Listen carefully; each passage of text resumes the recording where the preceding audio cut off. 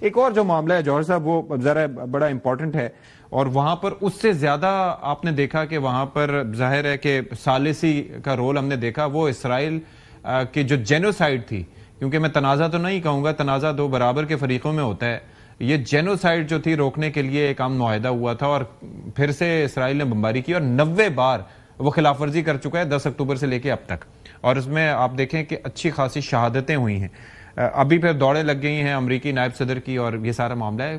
What do you see the future of this accord? یہ کیا لگتا ہے آپ کو، کیا ہوگا؟ کوئی ہے روکنے والا اسرائیل کو؟ دیکھیے یہ ایگزیکٹلی وہی ہے جو کچھ دن پہلے جب میں نے کامنٹس اپنے دیے تھے اس پہ امریکہ انکلوڈنگ ایئر بھی، اس میں نے یہی کہا تھا کہ یہ کوئی اتنا آسان نہیں ہوگا، بیکاز جس طرح کہ اس پہ وہ خوشی منائی جا رہی تھی، میرا خیال تھا کہ تھوڑی سی وہ قبل از وقت ہے. ٹھیک ہے چلیں اس حد تک کہ یہ ایک سیز فائر ہوئی ہے، لیکن میں نے وہ کانٹرڈکشن بتائی تھیں جو اسرائیل کے اندر ظاہر ہے ان کی جو داخلی سیاست ہے اس کی وجہ سے، بیکاز وہاں پہ جو انتہا پسند پارٹیز ہیں جن کے ووٹوں پہ وہ حکومت نیتن یاہو کی قائم ہے، وہ ان کا موقع جو ہے وہ تو بہت مختلف ہے جو اس معاہدے مین مندرجات جو تھے ان سے. تو اس لیے ایک تو وہ ہے. دوسری طرف اچھا حماس کی سائڈ سے بھی ایک چیز ہے کہ جیسے یہ اسرائیلیز نے وڈرا کیا تو حماس کے جو پھر جو رینک اینڈ فائل تھا انہوں نے پھر ان علاقوں پہ دوبارہ سے اپنی عملداری قائم کرنے کی کوشش کی جو بھی وکیل. اچھا اس پہ میں پہلے کہہ چکا ہوں کہ یہ اب جو ہے نا اسرائیل وہ کسی صورت میں اب نہیں ان کو کرنے دے گا، اور امریکنز بھی جو ہیں وہ بھی اس چیز پہ متفق ہیں، بلکہ یہاں تک کہ میرے خیال ہے کئی نیبرنگ کنٹریز بھی اس چیز پہ متفق ہیں. لیکن جوہر صاحب ایسا بات دراصل یہ ہے کہ ایک جانب نقصانات سینکڑوں میں ہوں اور ایک جانب آپ نے لاکھوں میں بندے مار دی ہوں، پھر دوسرا یہ ہے کہ ابھی تک کوئی آپ کی کوئی عالمی دفاعی فورس بھی نہیں بنی کہ جس نے اس جگہ کا انتظام سنبھالنا ہے، بلکہ اس بابت تو بات ہی نہیں ہوئی. ابھی تو یہ ہے کہ سیز فائر ہوا ہے اور جیسے ہے جہاں کی بنیاد پر. اب یہ تو نہیں ہو سکتا کہ اس کے اندر اگر حماس اگر کنٹرول سنبھالے تو یہ جا کے حملے شروع کر دیں آگے سے پھر سے، تو پھر تو وہ مطلب that can not be an argument, کیونکہ وہ وہاں پر آ کے اٹیک تو نہیں کر رہے آن دا اسرائیلیز. نہیں بالکل ٹھیک ہے، لیکن بات یہ ہے نا کہ ایک تو خیر جو معاہدہ ہوا ہے اس کے جو نکات ہیں اس میں ڈسارم ہونا ہے، جی حماس ڈسارم کرے گی یا ہتھیار ڈالے گی. اب ظاہر ہے جب اس چیز پہ اگری کیا ہے انہوں نے تو پھر وہ تو اس پہ مصر ہوں گے یا انسسٹ کریں گے کہ جی ہتھیار ہی ڈالیں. پھر آگے دیکھیں ابھی تو یہ شروع ہے، ابھی تو ابتدا میں تو آگے اور زیادہ سائل دیکھ رہا ہوں. وہ اس لیے کہ جب وہ کہیں گے ہتھیار ڈالیں اور وہ کہیں گے کہ جی بالکل اب یہ جو ہے نا دوسرے جو ہے نا ماڈریٹ پیلسٹینین جو ان کے نزدیک ماڈریٹس ہیں وہ بھی آفیشلز لیول پہ، اور ان کے اوپر تو ایک بورڈ آف پیس ہے جس میں سارے باہر کے لوگ ہوں گے اور پھر وہ پیس کیپرز کو لے کے آنا چاہیں گے اس میں. اچھا اگر وہ نہیں ہوگا یہ سارا کچھ تو پھر یہ معاہدہ تو ناکام ہو جائے گا بیسیکلی.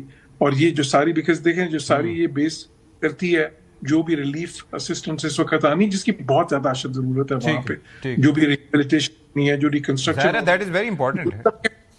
جی بالکل، جب تک کہ اس کے لیے وہ آبجیکٹو کنڈیشنز نہیں بنتی. اور وہ آبجیکٹو کنڈیشنز کیا ہیں؟ آبجیکٹو کنڈیشنز یہی ہیں کہ وہاں پہ ایک تو جو ہے نا کوئی نیوٹرل قسم کی جو ہے نظم و نسق کوئی ایسی جو ہے نا فورس سنبھالے جو دونوں فریقوں کو قابل قبول ہو. اچھا پھر اس کے بعد جو ہے اگر اچھا پھر وہ، اور اس میں پھر دوسری چیز یہ کہ باہر سے جو پیس کیپرز آئیں، اچھا پیس کیپرز بھی تبھی آئیں گے اگر وہ جو ملک پیس کیپنگ وہاں پہ کنٹریبیوٹ کریں گے، وہ بھی تبھی آئیں گے اگر وہ دیکھیں گے کہ یہ نہ ہو کہ ان کی فورسز وہاں پہ آئیں اور ان پہ اٹیکس ہونے شروع ہو جائیں. That is very important. اسی لیے پاکستان سے بھی سوال پوچھا گیا تھا، لیکن یہ ابھی آگے کی بات ہے. لیکن میں مین وائل ڈاکٹر قمر جیما آپ سے یہ پوچھنا چاہوں گا، ایک تو یہ مجھے بتائیے کہ سب بات کرتے ہیں اس معاہدے کی، تو اس کے نکات ہیں کیا ویسے بیسکلی؟ اب اس والے مسودے میں بھی تھا کہ حماس ول بی ڈسارمڈ یا اس کے ڈسارمنٹ کا کوئی چکر تھا اگر کسی نے دیکھے ہوں وہ نکات؟ تو اور دوسرا آپ کو لگتا ہے کہ یہ ایک تو ہو پائے گا، اور دوسرا ابھی تو یہ کافی آگے کی بات ہے پھر اگر اس پہ کام بھی ہوا تو؟ دیکھیں میرا خیال ہے کہ جو معاہدے کی بات کی گئی تھی کہ یہ جب ہمارے فورن منسٹر صاحب نے ڈپٹی پرائم منسٹر صاحب نے کہا تھا کہ یہ وہ نہیں ہے جو ہمارے پاس ہے، تو میرا نہیں خیال کہ وہ معاہدہ ابھی تک سامنے آیا، کسی نے دیکھا نہیں ہے.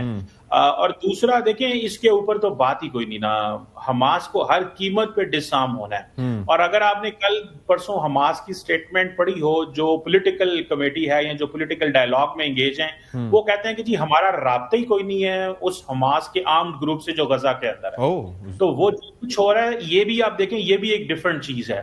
تو اسی لیے میرا خیال ہے کہ اسرائیل جو ہے وہ مزید طاقت کا استعمال کر رہا ہے کہ کہیں نہ کہیں پہ جو چیزیں ہیں وہ اپنی طاقت سے ہی سیٹل کرنا چاہتا ہے. تو میرا خیال ہے اسی بات کو امریکنز نے انگیج کیا کہ جی ہم نے جو گرنٹرز تھے ہم نے ان تک چیزیں پہنچائی ہیں. تو میرا خیال ہے کہ اب دیکھیں نا، اب ایٹ لیسٹ اتنی تو سچویشن ہے کہ گرنٹرز تک میسج آ رہا ہے. ویسے تو گرنٹرز کو کچھ بتایا ہی نہیں جاتا تھا اور اسرائیل جو مرضی کرتا رہتا تھا. تو میں سمجھتا ہوں کہ ایٹ لیسٹ اتنی ونڈو موجود ہے، اس کا فائدہ اٹھا کے باقی بھی جانیں بچائی جا سکتی ہیں، باقی بھی لوگوں کو بچایا جا سکتا ہے. اگر ایک لارجر انگیجمنٹ ہو جائے اور یہ ڈسارمنٹ تو ہونی ہے. چلیں جی، بہت شکریہ ڈاکٹر قمر چیمہ صاحب فار یور ٹائم.